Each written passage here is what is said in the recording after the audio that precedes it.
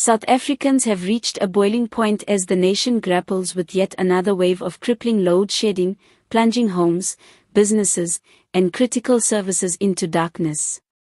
Across the country, citizens are expressing their frustration in no uncertain terms, demanding concrete solutions rather than the recurring cycle of apologies, temporary fixes, and bureaucratic finger-pointing that has become the hallmark of government response.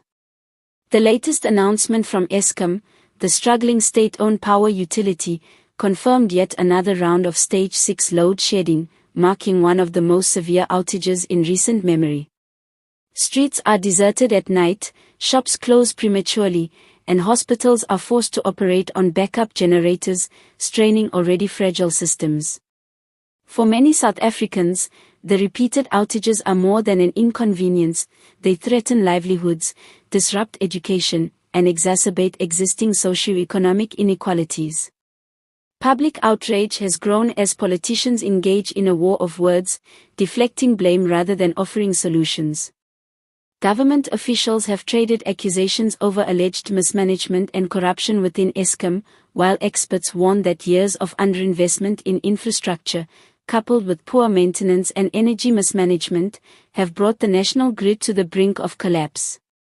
The result is a leadership vacuum, with ordinary citizens left to navigate the chaos. Social media platforms have erupted with angry posts, videos, and hashtags highlighting the frustration of millions. From small business owners who have lost revenue due to sudden blackouts, to parents trying to help children study in the dark, the public sentiment is unanimous: enough is enough. We can't survive on promises anymore. We need action. We need electricity. We need stability, one resident posted on a viral thread. The tone of desperation is matched by anger, as many accuse politicians of being disconnected from the everyday struggles faced by ordinary South Africans. The economic fallout is also staggering.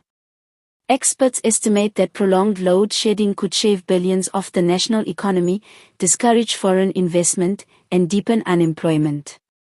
Manufacturing plants, retail outlets, and even tech startups report significant losses, while informal traders who depend on electricity for refrigeration and operations face existential threats.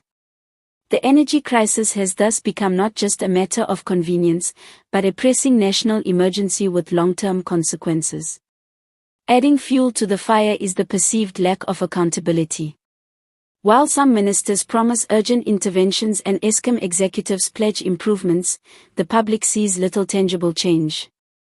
Communities have organized protests and candlelight vigils, symbolizing both solidarity and frustration.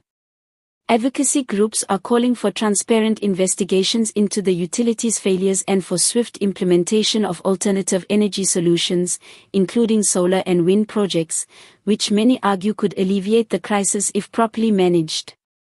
Meanwhile, the government insists that contingency plans are in place, citing repair projects and emergency power purchases. Critics argue, however, that these measures are reactive, insufficient, and too little, too late. The sentiment on the ground is that political debates and public statements are not enough. The country needs decisive leadership, immediate action, and long-term energy reforms that restore trust in the system. In neighborhoods across South Africa, the message is clear: citizens have endured years of uncertainty, sleepless nights, and economic strain caused by an unreliable power grid. They are calling on authorities to step up, prioritize energy stability, and finally deliver on the promises that have been repeated for decades. The time for rhetoric is over. The nation demands action, accountability, and a future where darkness no longer defines daily life. The load-shedding crisis has become a mirror reflecting deeper systemic failures, from corruption and mismanagement to lack of investment in sustainable solutions. If the government fails to act decisively, it risks not only prolonging economic hardship but also eroding public confidence in institutions that have long been under scrutiny. For now, millions of South Africans wait with growing impatience, their voices uniting in a single cry: no more empty promises. Deliver, or face the consequences.